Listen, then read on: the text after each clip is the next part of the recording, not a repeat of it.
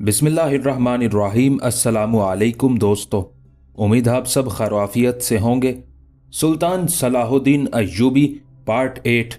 जुबैदा खानम की तबीयत बड़ी हद तक संभल चुकी थी, मगर कमजोरी के सबब मिस्र तक तवील सफ़र इख्तियार नहीं कर सकती थी और सलाहुद्दीन की मजबूरी ये थी कि वो ज़्यादा दिन तक अपनी ममलुकत से दूर नहीं रह सकता था।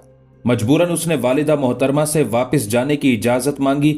इंशाअल्लाह आप 2-3 माह में मुकम्मल तौर पर सेहतयाब हो जाएंगी, फिर मैं आपको अपने पास बुला लूंगा। मैं तो हर वक्त तुम्हारे ही पास रहती हूँ।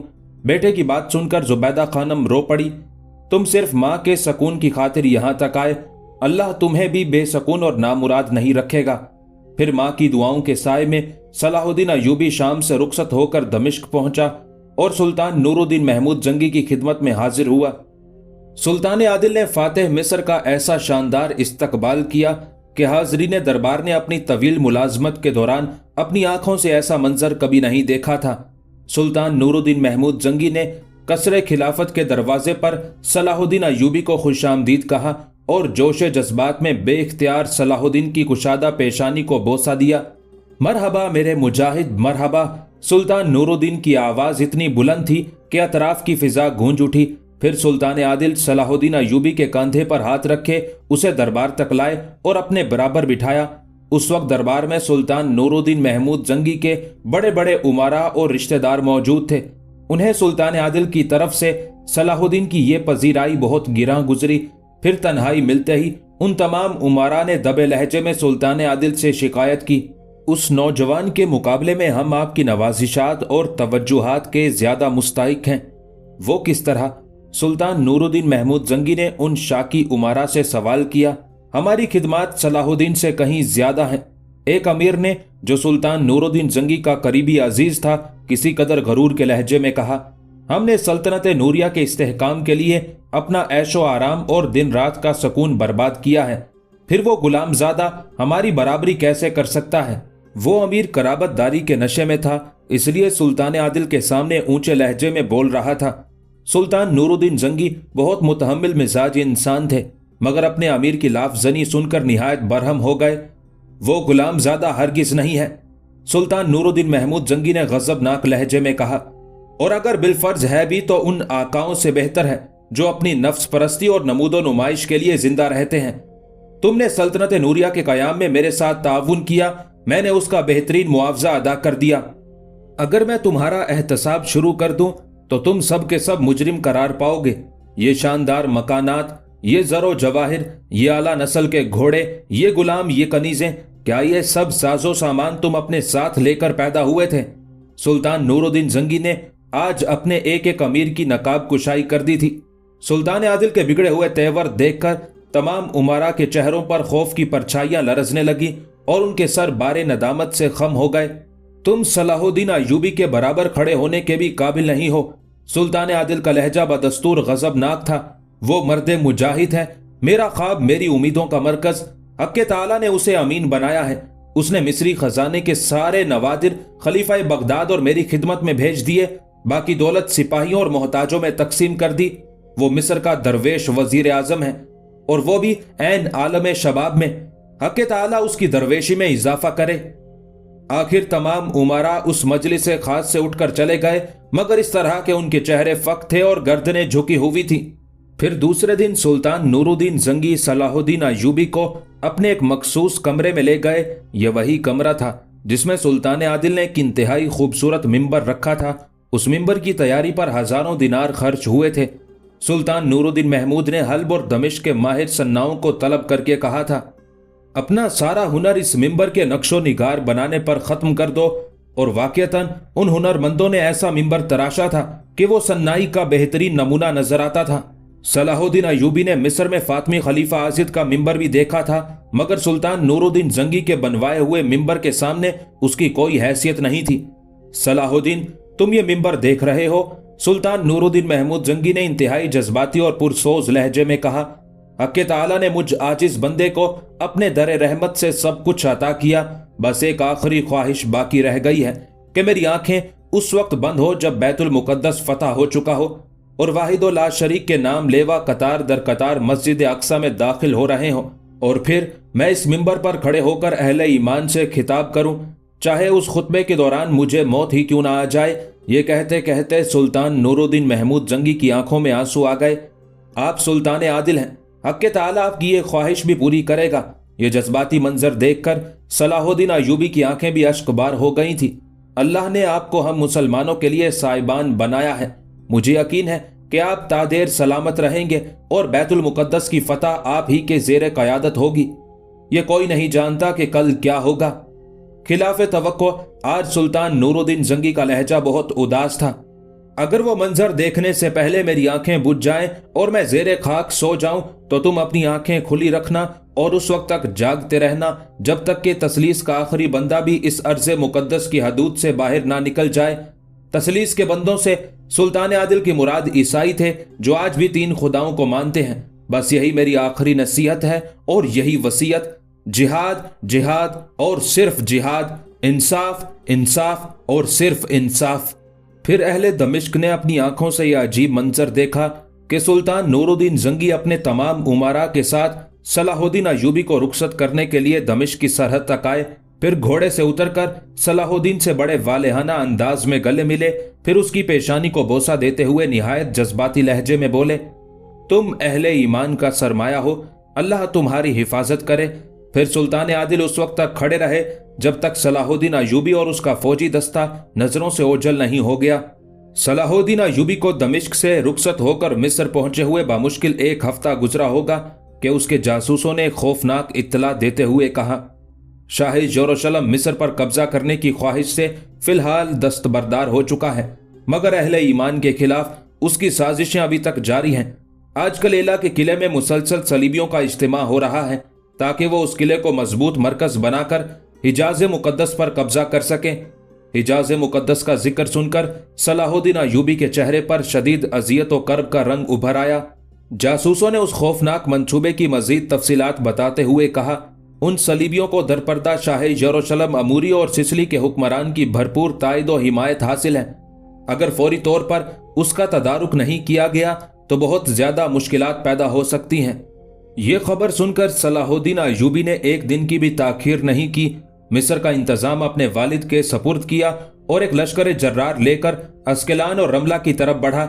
एला के रास्ते में ये दोनों शहर एक कहानी दीवार की हैसियत रखते थे। उस दीवार को गिराए बगैर सलाहुद्दीन अय्यूबी एला तक नहीं पहुंच सकता था। फिर भी उसने बंदगाने खुदा का खून बहाने से गुरेज किया और दोनों शहरों के ईसाई हुक्मरानों के नाम एक खसूसी पैगाम भेजा। अगर इस्लामी लश्कर को अस्कलान और रमला से गुजरने के लिए राहदारी दी गई तो फिर मेरा और तुम्हारा कोई झगड़ा नहीं, मैं तुम्हारे इलाके से चुपचाप गुजर जाऊंगा, और अगर तुमने मुजाहमत की तो फिर शमशीर ही हमारी तकदीरों का फैसला करेगी। अस्कलान और रमला के ईसाई हुक्मरान जानते थे कि अगर सलाहुद्दीन अय्यूबी का लश्कर उनके इलाकों से गुजर गया तो फिर उसका हदफ एला के सिवा कोई दूसरा मकाम नहीं होगा। इसलिए उन दोनों ने सलाहुद्दीन अय्यूबी के उस पैगाम का जवाब बड़े जारहाना अंदाज में दिया और आमादा जंग हो गए। अस्कलान और रमला के ईसाई हाकिमों का ख्याल था कि वो अपने इलाकों में मजबूत भी हैं और महफूज भी। बिलाखिर उन दोनों मकामात पर एक खून रेज जंग हुई जिसमें मैदान सलाहुद्दीन अय्यूबी के हाथ रहा। बेशुमार ईसाई फौजी कत्ल हुए जिसके नतीजे में ये दोनों शहर सलीबी फितनागरों से पाक हो गए। आम बाशिंदों से सलाहुद्दीन अय्यूबी ने कोई तारुज नहीं किया। बूढ़ों, औरतों, बच्चों और सुलह पसंद ईसाइयों को अमान बख्शी गई। सलाहुद्दीन अय्यूबी का ये तर्ज अमल देखकर ईसाइयों की बड़ी तादाद मुसलमान हो गई। फिर वो मर्दे मुजाहिद बोहिराए अहमद की तरफ बढ़ा जिसके शुमाली हिस्से पर खलीज अकबा वाक़ है और यही ईसाइयों का मजबूत तरीन किला एला है जो उस वक्त इस्लाम के खिलाफ साजिशों का मरकज बना हुआ था। जैसे ही सलाहुद्दीन अय्यूबी की फौज एला के करीब पहुंची, सलीबी सिपाही महसूर हो गए। उनके पास कई साल का सामान रसद मौजूद था, इसलिए वो बड़े इत्मीनान के साथ किला बंद हो गए। एला के ईसाइयों का ख्याल था कि सलाहुद्दीन अय्यूबी ज्यादा दिन तक मुहासरा जारी न रख सकेगा और आखिर तंग आकर मिस्र की तरफ लौट जाएगा। मगर सलाहुद्दीन अय्यूबी ने खेमाजन होते ही अपने जंगी माहिरीन से खुले अल्फाज में कह दिया था, मैं नाकाम वापस जाना भी नहीं चाहता और ज्यादा दिन इंतजार भी नहीं कर सकता। तमाम जंगी माहिरीन सलाहुद्दीन अय्यूबी के फैसले पर हैरान थे। उनकी समझ में ऐसी कोई चाल न आ रही थी کہ جس کے ذریعے انتہائی مختصر وقت میں اس جنگ کا نتیجہ برآمد ہو سکے۔ آخر اس محاصرے کو کئی ماہ گزر گئے۔ اسلامی لشکر نے اپنی منجنیقوں سے قلعے کی فصیلوں پر مسلسل سنگباری کی، مگر دیواریں اتنی مضبوط تھی کہ شگاف تو کجا ان میں ہلکی سی دراڑ بھی نہ پڑ سکی۔ اس دوران صلاح الدین ایوبی سخت اذیت میں مبتلا تھا۔ اگر وہ علاقہ محاصرہ اٹھا کر واپس چلا جاتا تو یہ احساس اسے سکون سے جینے نہیں دیتا کہ صلیبیوں کی یہ سازش حجاز مقدس کے حوالے سے کیا گل کھلائے گی، اور اگر زیادہ دن تک محاصرہ جاری رکھتا تو یہ اندیشے اسے مضطرب رکھتے کہ اس کی عدم موجودگی میں کہیں مصر اندرونی شورشوں کی لپیٹ میں نہ آ جائے۔ اسی پریشانی کے عالم میں وہ ہر نماز کے بعد طویل دعا کرتا، اے مالک بحر و بر، تو اپنی طاقت کے ہر زاویہ اظہار پر قادر ہے، جسے چاہے برقرار رکھے اور جسے چاہے مٹا دے۔ یا تو ایلا کے فتنہ گروں پر آسمان سے کوئی عذاب نازل کر، یا پھر اپنے اس حقیر بندے کی رہنمائی فرما کہ ان مفسدوں کا کس طرح کلا کما کیا جائے۔ بالآخر ایک رات صلاح الدین ایوبی سویا تو اس نے دیکھا کہ شاریہ خیمے میں داخل ہوتی ہے اور انتہائی پرسکون لہجے میں کہتی ہے، یوسف، حضرت عمر بن عاص رضی اللہ تعالیٰ عنہ کا طریقہ اختیار کرو، حق تعالیٰ تمہاری مراد پوری کر دے گا۔ گھبرا کر صلاح الدین ایوبی کی آنکھ کھل جاتی ہے۔ وہ ادھر ادھر دیکھتا ہے مگر شاریہ کہیں نظر نہیں آتی۔ پھر نیند کا خمار زائل ہوتے ہی اسے اندازہ ہو جاتا ہے کہ اس نے ایک خواب دیکھا ہے، مگر وہ خواب بے مقصد نہیں تھا۔ صلاح الدین کو فوراً ہی وہ تاریک ساز واقعہ یاد آ گیا۔ یہ حضرت عمر فاروق رضی اللہ تعالیٰ عنہ کا زمانہ خلافت تھا، جب مسلمان روم پر حملہ آور تھے، مگر رومی فوج قلعہ بند ہو کر اطمینان سے بیٹھ گئی تھی۔ محاصرے نے اس قدر طول کھینچا کہ 6 ماہ گزر گئے اور جنگ کا کوئی نتیجہ برآمد نہیں ہوا۔ مجبوراً اسلامی سپہ سالاروں نے حضرت عمر رضی اللہ تعالیٰ عنہ کو پوری تفصیل لکھی اور محاصرہ جاری رکھنے کے لیے 10,000 تازہ دم فوج بھیجنے کی درخواست کی۔ اس خط کے جواب میں حضرت عمر فاروق رضی اللہ تعالیٰ عنہ نے مشہور صحابی حضرت عمر بن عاص کو بھیج دیا اور ساتھ ہی یہ بھی تحریر کر دیا، تمہیں 10,000 فوج نہیں، صرف حضرت عمر بن عاص کی ضرورت ہے، انشاءاللہ یہ تنہا تمہارا مسئلہ حل کر دیں گے۔ حضرت عمر بن عاص رضی اللہ تعالیٰ عنہ نے روم پہنچتے ہی 2-4 دن تک شہر کے گرد و نواح اور قلعے کی ظاہری حالت کا جائزہ لیا۔ پھر آپ رضی اللہ تعالیٰ عنہ نے سالار لشکر سے فرمایا، کل نماز فجر کے بعد تمام خیمے اکھیڑ ڈالو اور دشمن کو یہ واضح تاثر دو کہ تم لوگ ناکام و نامراد واپس جا رہے ہو۔ رومی حکمران نے بڑی مسرت کے ساتھ مسلمانوں کی واپسی کا منظر دیکھا۔ پھر اس نے اپنے کچھ جاسوس لشکر اسلام کے تعاقب میں روانہ کیے۔ ان جاسوسوں نے 20-25 میل تک اسلامی فوج کا پیچھا کیا۔ پھر انہوں نے واپس آ کر اپنے حکمران کو اطلاع دی کہ واقعتاً لشکر اسلام جا چکا ہے، اب اس کے لوٹنے کا کوئی امکان باقی نہیں۔ اس مصدقہ اطلاع کے بعد قلعے کے دروازے کھول دیے گئے۔ پورا شہر 6 مہینے سے ویران پڑا تھا۔ لشکر اسلام کے جاتے ہی گلی کوچوں اور بازاروں کی گمشدہ رونقیں لوٹ آئیں اور رومی باشندے پورے جوش و خروش کے ساتھ کاروبار زندگی میں مصروف ہو گئے۔ تقریباً 100 میل کا فاصلہ طے کرنے کے بعد حضرت عمر بن عاص رضی اللہ تعالیٰ عنہ نے اسلامی لشکر کو 2 حصوں میں تقسیم کر دیا۔ ایک فوجی دستہ دائیں طرف مڑا اور دوسرا بائیں طرف۔ دونوں فوجی دستوں کو ہدایت تھی کہ وہ طویل چکر کاٹ کر قلعے کے عقب میں پہنچ جائیں، پھر دونوں دستے دائیں اور بائیں سے تیزی کے ساتھ نمودار ہوں۔ پھر جب لشکر اسلام حضرت عمر بن عاص رضی اللہ تعالیٰ عنہ کی ہدایت کے مطابق واپس لوٹے تو رومی باشندے روزمرہ کے عیش و عشرت میں مبتلا تھے اور ان کی فوج بے خبری کی حالت میں گہری نیند سو رہی تھی۔ نتیجتاً لشکر اسلام ان پر عذاب ناگہانی کی طرح نازل ہوا۔ رومی سپاہیوں کو اتنی مہلت بھی نہ مل سکی کہ وہ بھاگ کر دوبارہ قلعہ بند ہو جاتے۔ انجام کار ان کی بڑی تعداد تہہ تیگ ہو گئی۔ کچھ سپاہی فرار ہونے میں کامیاب ہو گئے اور باقی غلام بنا لیے گئے۔ واضح رہے کہ حضرت عمر بن عاص رضی اللہ تعالیٰ عنہ کا شمار دنیا کے ذہین ترین افراد میں ہوتا ہے۔ اس کے علاوہ آپ فاتح مصر بھی تھے۔ آخر صلاح الدین ایوبی نے یہی طریقہ اختیار کیا۔ پھر جب ایلا کے صلیبی قلعے کا دروازہ کھول کر باہر نکل آئے اور حسب عادت رنگ رلیاں منانے لگے تو صلاح الدین ایوبی کے لشکر نے انہیں اس طرح پیس ڈالا جیسے چکی کے 2 پاٹوں کے درمیان گندم۔ عیسائی سپاہیوں کی ایک بہت ہی معمولی تعداد فرار ہونے میں کامیاب ہو سکی۔ نصف سے زیادہ مزاحمت کرتے ہوئے قتل ہو گئے اور باقی نے ہتھیار ڈال کر امان طلب کی، مگر صلاح الدین ایوبی رحمۃ اللہ علیہ نے انہیں معاف نہیں کیا کیونکہ وہ متعصب اور فتنہ گر سپاہی تھے۔ سب سے زیادہ حیرت کی بات یہ تھی کہ ایلا میں عام شہریوں کا نام و نشان تک نہیں تھا۔ گلی گلی قہوہ خانے آباد تھے جہاں صرف خوبصورت عیسائی طوائفیں رہتی تھی۔ صلاح الدین ایوبی نے فوری طور پر ایلا سے ان بدکار عورتوں کو نکال دیا، پھر اپنے ایک فوجی دستے کو اس کام پر مامور کر دیا کہ صلیبیوں کے ظلم و ستم سے تنگ آ کر جو مسلم خاندان ایلا ہجرت کر گئے تھے انہیں دوبارہ ان کے آبائی وطن میں آباد کیا جائے۔ اسکلان، رملہ اور ایلا کی فتوحات پر خلیفہ مستعدی بن امر اللہ اور سلطان نور الدین محمود زنگی نے صلاح الدین ایوبی کو مبارکباد کے خطوط کے ساتھ قیمتی تحائف بھی بھیجے۔ اس عرصے میں زبیدہ خانم بھی مصر پہنچ چکی تھی۔ ماں باپ اور بھائی صلاح الدین کی اس کامیابی پر مسرت کے جذبے سے سرشار تھے، مگر صلاح الدین ایوبی بہت دن تک بس ایک ہی بات پر غور کرتا رہا کہ شاریہ اس کے خواب میں کیوں آئی تھی۔ آخر وہ کون سی روحانی طاقت تھی جس نے شاریہ کو اس کے اضطراب سے باخبر کر دیا تھا؟ اس دوران عمارہ یمنی نام کے ایک شعلہ بیان شاعر کچھ مصری عمرہ اور سسلی کے عیسائی حاکم کے ساتھ صلاح الدین ایوبی کو قتل کر کے مصر میں دوبارہ فاطمی خلافت قائم کرنا چاہتا تھا، مگر صلاح الدین ایوبی کے ایک ہمدرد زین الدین علی نے اسے بروقت خبردار کر دیا۔ صلاح الدین ایوبی نے فوری طور پر اس سازش میں شریک ہونے والے تمام افراد کو گرفتار کر لیا اور پھر انصاف کے تقاضے پورے کرنے کے لیے مصر کی عدالت عالیہ میں ان پر مقدمہ چلایا گیا۔ آخر جب ان کا جرم ثابت ہو گیا تو انہیں سرعام پھانسی پر لٹکا دیا گیا تاکہ دوسرے فتنہ گروں کو عبرت حاصل ہو۔ ابھی اس واقعے کو چند دن ہی گزرے ہوں گے کہ سلطان نور الدین زنگی کے حکم پر صلاح الدین ایوبی نے 568 ہجری میں کرک پر لشکر کشی کی اور اس کا محاصرہ کر لیا۔ اسی محاصرے کے دوران صلاح الدین ایوبی کو ایک جاں گداز خبر ملی، اس کا باپ نجم الدین ایوب گھوڑے سے گر کر مر گیا تھا۔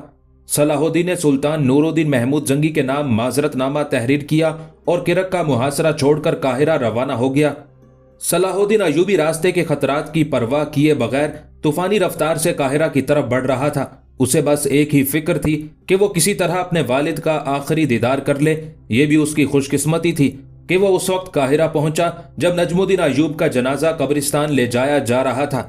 صلاح الدین ایوبی نے کفن ہٹا کر باپ کا چہرہ دیکھا، آنکھوں میں اندوہ و غم کا غبار بھرا ہوا تھا، مگر اس نے لوگوں کے سامنے اپنے آنسو بہنے نہیں دیے۔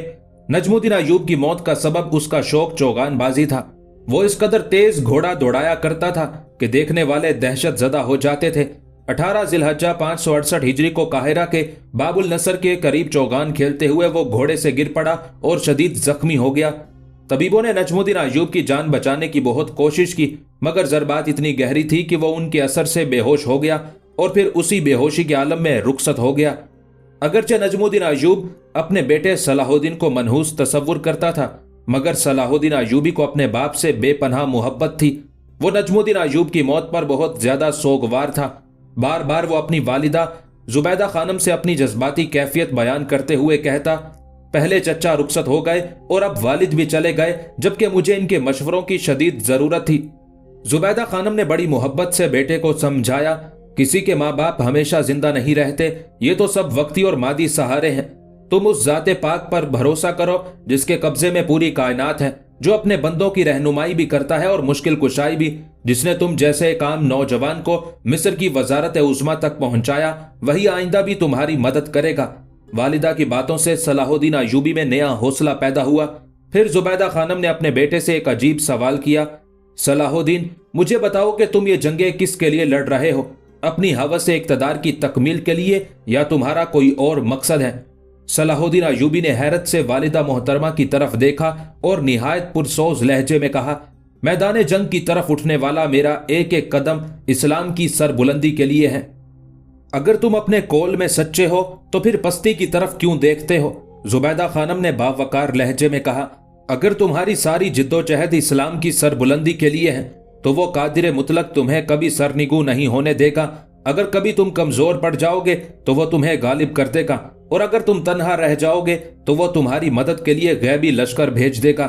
بس اس کے قہر سے پناہ مانگتے رہو اور اس کا رحم طلب کرتے رہو۔ انسان کی نجات کا یہی ایک راستہ ہے۔ صلاح الدین ایوبی نے والدہ کی باتیں سنی اور پھر ان کی آغوش میں سر رکھ کر کسی معصوم بچے کی طرح رونے لگا۔ نجم الدین ایوب کی موت خود صلاح الدین ہی کے لیے نہیں، سلطان نور الدین محمود زنگی کے لیے بھی ایک بڑا المناک حادثہ تھی۔ نجم الدین ایوب ایک بہادر اور تجربہ کار سپہ سالار تھا۔ اس کے مرتے ہی دشمنوں کا خیال تھا کہ نوجوان صلاح الدین مصر کی سیاست پر اپنی گرفت مضبوط نہیں رکھ سکے گا، اس لیے کمین گاہوں میں چھپے ہوئے دشمن باہر نکل آئے۔ سب سے پہلے ایک شخص عبدل نبی خارجی نے یمن پر قبضہ کر کے خلیفہ بغداد کا خطبہ موقوف کر کے اپنا خطبہ جاری کر دیا۔ جیسے ہی صلاح الدین ایوبی کو خبر ملی، اس نے اپنے بڑے بھائی شمس الدولہ توران شاہ کو ایک لشکر جرار دے کر یمن کی طرف روانہ کر دیا۔ شاہ یروشلم مالری کے جاسوس بھی ہر وقت صلاح الدین ایوبی کی طاق میں لگے رہتے تھے۔ جیسے ہی شمس الدولہ اپنی فوج لے کر یمن کی جانب بڑھا، شاہ عموری کے خبر رسانوں نے اسے اطلاع دیتے ہوئے کہا، یہ ہمارے لیے ایک سنہری موقع ہے کہ ہم آگے بڑھ کر مصر کے ساحلی شہر دمیات اور کچھ دوسرے سرحدی علاقوں پر قبضہ کر لیں۔ یمن پر فوج کشی کے باعث صلاح الدین ایوبی کی عسکری قوت نصف سے بھی کم رہ گئی ہے۔ شاہ یروشلم عموری نے دمیات کے حوالے سے اپنی پچھلی شکست کو فراموش نہیں کیا تھا۔ جب سلطان نور الدین محمود زنگی کے لشکر نے بروقت دمیات پہنچ کر شاہ عموری کے سارے منصوبے کو خاک میں ملا دیا تھا اور باقی کسر بارش اور ہوا کے طوفان نے پوری کر دی تھی، شاہ عموری اپنی اس شکست کو یاد کر کے اکثر پیچ و تاب کھایا کرتا تھا۔ اگر اس کا بس چلتا تو وہ سلطان نور الدین محمود زنگی اور صلاح الدین ایوبی کے ساتھ ان کے خاندانوں کا نام و نشان تک مٹا دیتا۔ ابھی وہ دمیات کی شکست کے زخموں کو کورید ہی رہا تھا کہ فرانس کا مشہور کاہن بطریق یروشلم پہنچا۔ شاہ عموری ذاتی طور پر بطریق سے واقف نہیں تھا، مگر بطریق شاہ فرانس لوئس ہفتم کا خصوصی خط لے کر آیا تھا۔ اس خط میں تحریر تھا، یسوع مسیح علیہ السلام آپ کی اور یروشلم کی حفاظت کریں، میں مقدس کاہن بطریق کو آپ کی خدمت میں بھیج رہا ہوں۔ یہ ہمیں بتائیں گے کہ کن اوقات میں مسلمانوں پر حملہ کیا جائے تاکہ صلیبی آئندہ شکست و ریخت سے محفوظ رہ سکیں۔ مقدس کاہن بے شمار روحانی طاقتوں کے مالک ہیں۔ شاہ فرانس لوئس ہفتم کا خط پڑھ کر شاہ یروشلم کے چہرے پر ناقابل بیان مسرت کی لہر دوڑ گئی اور وہ کاہن بطریق کے ساتھ بڑی عزت و احترام کے ساتھ پیش آیا۔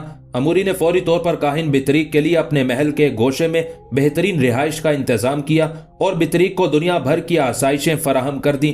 بطریق اپنے وقت کا زبردست ماہر نجوم تھا، مگر وہ بے خبر عوام پر اپنی برتری ثابت کرنے کے لیے خود کو کاہن کہا کرتا تھا۔ زمانہ قدیم میں کہانت ایک جادوئی عمل تھا جس کے ذریعے چھوٹے شیاطین آسمان پر جایا کرتے تھے اور فرشتوں کے درمیان ہونے والی گفتگو سن لیا کرتے تھے اور پھر وہی گفتگو زمین پر آ کر کاہن کو سنا دیتے تھے۔ کاہن اس گفتگو کی بنیاد پر بادشاہوں کے دربار میں بیٹھ کر پیش گوئیاں کرتا تھا، پھر وہ باتیں سچ ثابت ہوتی تھی اور سادہ لو عوام کی نظروں میں کاہن ایک مقدس شخصیت قرار پاتا تھا کہ اس کا تعلق آسمانی دنیا سے ہے۔ کہانت کا یہ سلسلہ صدیوں جاری رہا۔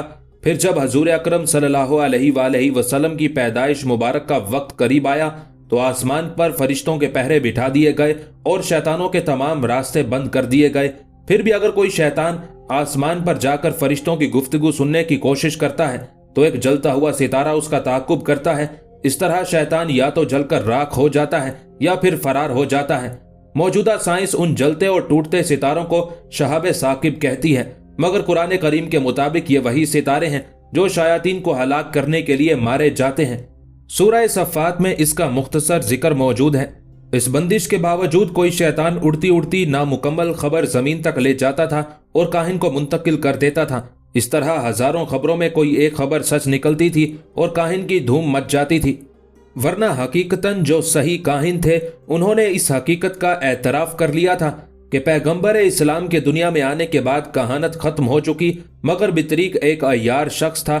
اس نے بعض جادوئی عمل کر کے ایک چھوٹے شیطان کو تسخیر کر لیا تھا جو مختلف انداز میں شعبدہ بازی کے کرتب دکھایا کرتا تھا۔ موجودہ زمانے میں بھی ایسے شعبدہ باز اور جادوگر موجود ہیں جو انسانوں کو ہپناٹائز کر دیتے ہیں اور ان کی نظر باندھ دیتے ہیں۔ سفلی علوم چونکہ شیطانی علوم ہوتے ہیں، اس لیے ان کا عامل بھی غلیظ اور گندے کردار کا حامل ہوتا ہے۔ کاہن بطریق کا بھی یہی حال تھا۔ وہ زیادہ تر شراب کے نشے میں غرق رہتا تھا اور اس کے ساتھ ہر وقت خوبصورت عیسائی لڑکیاں رہتی تھی جو بطریق کی خدمت گار کہلاتی تھی۔ ان لڑکیوں کی وہی حیثیت تھی جو پرانے زمانے میں دیوداسیوں کی ہوتی تھی۔ دیوداسیاں مندروں کی خدمت کے ساتھ بدکار پجاریوں کی ہوس کی تکمیل بھی کرتی تھی۔ شاہ یروشلم خود شراب پیتا تھا اور نہایت عیاش انسان تھا، اس لیے اسے کاہن بطریق کے کردار میں کوئی عیب نظر نہیں آیا۔ پھر بھی اس نے چند روز بعد ہی بطریق کی روحانی طاقت کا امتحان لے لیا۔ شاہ یروشلم عموری نے کاہن بطریق سے سوال کیا تھا، کیا مستقبل قریب میں میرے لیے کوئی اچھی خبر ہو سکتی ہے؟ کاہن بطریق نے اپنا پہلا شعبدہ دکھانے کے لیے کمرے میں اندھیرا کر دیا، پھر زور زور سے اپنا کوئی منتر پڑھنے لگا۔ وہ نامانوس الفاظ شاہ یروشلم کی سمجھ سے بالاتر تھے۔ کچھ دیر تک کمرہ بطریق کے منتر سے گونجتا رہا، پھر وہ چند لمحوں کے لیے خاموش ہو گیا۔ थोड़ी देर बाद कमरे की छत से एक गोला नमूदार हुआ जो अपने हजम में 14वीं रात के चांद के बराबर था। शाही यरूशलेम ने बड़ी हैरत से उस रोशन गोले को देखा। गोला आहिस्ता आहिस्ता नीचे आया और कमरे के वस्त में इतनी बुलंदी पर ठहर गया कि दराज कामत इंसान का हाथ भी उसे छू नहीं सकता था। काहिन बितरीक शाही यरूशलेम से मुखातिब हुआ, अब अपना सवाल दोहराएं, आपको फौरन जवाब मिल जाएगा। सलीबी शहंशाह अमूरी ने अपना सवाल दोहराया तो रोशनी के गोले से एक हैबतनाक आवाज उभरी, तुम्हें बहुत जल्द एक अच्छी खबर मिलेगी। जैसे ही वो आवाज खत्म हुई, रोशनी का गोला गायब हो गया। काहिन बितरीक ने उठकर अंधेरे कमरे में दोबारा काफूरी शम्मा जला दी। शाह यरूशलेम के चेहरे से गैर मामूली खुशी का इजहार हो रहा था। फिर दूसरे दिन ही अमूरी के जासूसों का खत आ गया। ये खबर सुनकर शाह यरूशलेम पर हैजानी कैफियत तारी हो गई। नजमुद्दीन अय्यूब जैसे तजर्बाकार सालार की मौत और सलाहुद्दीन अय्यूबी की फौजी ताकत का दो हिस्सों में तकसीम हो जाना एक इत्तेफाक था, मगर शाह अमूरी ने उस इत्तेफाक को काहिन बितरीक की रूहानी ताकत से ताबीर किया और वह बिला ताखीर दमियात पर हमले की तैयारियां करने लगा। लश्कर की रवानगी से पहले शाह अमूरी ने बितरीक से मशवरा लेना जरूरी समझा। मुकद्दस काहिन, मुझे बताएं कि मेरी ये जंगी मुहिम नाकाम तो नहीं रहेगी। बितरीक ने पहले अपने इल्मे नजूम से मदद लेते हुए वक्ती जायचा बनाया। कुछ देर तक गौर व फिक्र करने और हिसाब लगाने के बाद उसके होंठों पर गहरी मुस्कुराहट उभर आई। शहंशाह को मुबारक हो कि तमाम सितारों की रफ्तार आपके हक में है और दुश्मन के खिलाफ अगर आसमान ने मुदाखलत नहीं की तो आपकी फतह यकीनी है। फिर बितरीक ने अपनी तसल्ली के लिए रोशनी के गोले से भी मदद ली और उससे भी यही आवाज आई कि शहंशाह को अजीमुशान कामयाबी हासिल होगी। ये दोनों खबरें सुनकर शाह यरूशलेम आंखों में फतह का खुमार लिए हुए अपने लश्कर के साथ आगे बढ़ा। अभी सलीबी लश्कर ने निस्फ फासला तय किया होगा कि यकयक अंधेरा सा फैलने लगा, अगरचे वो ठीक दोपहर का वक्त था। शाह अमूरी ने बदलते हुए मौसम को बड़ी हैरत से देखा। फिर उसने अपने सालार विलियम जोसेफ को मुखातिब करते हुए कहा, कहीं ऐसा तो नहीं कि गुज़िश्ता मुहासरे की तरह हम फिर किसी आफत आसमानी का शिकार हो जाएं? वो तो महज एक इत्तेफाक था मुकद्दस शहंशाह, सालार विलियम जोसेफ ने पुरजोश लहजे में कहा, और ये मौसम भी आंधियों का है। एहतियातन हम कुछ देर के लिए अपना सफर रोक देते हैं। अगर आंधी आई भी तो चंद घंटों से ज्यादा उसका असर बाकी नहीं रहेगा। विलियम जोसेफ के मशवरे से शहंशाह अमूरी ने अपनी फौज को आगे बढ़ने से रोक दिया और आसमान की तरफ देखने लगा। अंधेरा और गहरा होता जा रहा था। सालार विलियम जोसेफ और दूसरे सिपाही भी परेशान नजर आ रहे थे। फिर कुछ देर बाद किसी को कुछ नजर नहीं आ रहा था। ऐन दोपहर का वक्त था, मगर उस पर आधी रात का गुमान हो रहा था। फिर यकायक हवा के झोंके चलने शुरू हो गए। ये काली आंधी के आसार थे।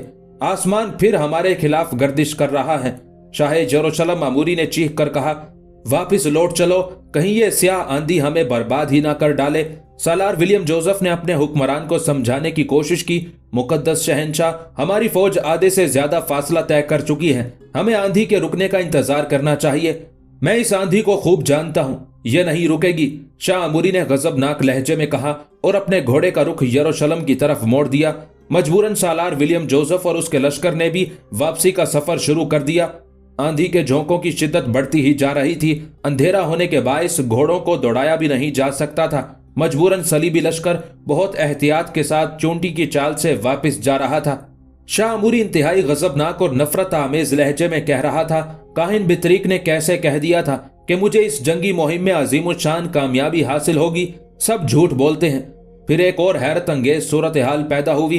अंधेरा खत्म हो गया, मगर आंधी के झकड़ों में पहले से ज्यादा तेजी पैदा हो गई। हर तरफ सहरा का गुबार ही गुबार था, जिसने तमाम सलीबी सिपाहियों को अपनी लपेट में ले रखा था। किसी कदर उजाला होने के सबब ईसाई सिपाहियों को रास्ता नजर आने लगा था। मजबूरन शाह अमूरी और उसकी फौज को पूरी रात एक खुले मैदान में गुजारनी पड़ी। उसका ख्याल था कि रात में आंधी का जोर टूट जाएगा, मगर हैरत अंगेज तौर पर हवा के झोंकों की शिद्दत में कोई कमी नहीं आई। फिर जब सुबह हुई तो सलीबियों ने दोबारा वापसी का सफर शुरू कर दिया। बिलाखिर ये शिकस्त खोरदा लश्कर यरूशलेम के करीब पहुंचा। तकरीबन तमाम सिपाही उस खौफनाक आंधी से मुतासिर हुए थे। शाह अमूरी भी कई बार घोड़े से गिरा था और उसके जिस्म पर कई हल्के जख्म आए थे। सैकड़ों की तादाद में घोड़े और उनके सवार आपस में टकराकर शदीद जख्मी हुए थे। जिनके लिए सफर जारी रखना मुश्किल था, वो उसी सहरा में लावारिसों की तरह पड़े रहे और भूखे प्यासे मर गए।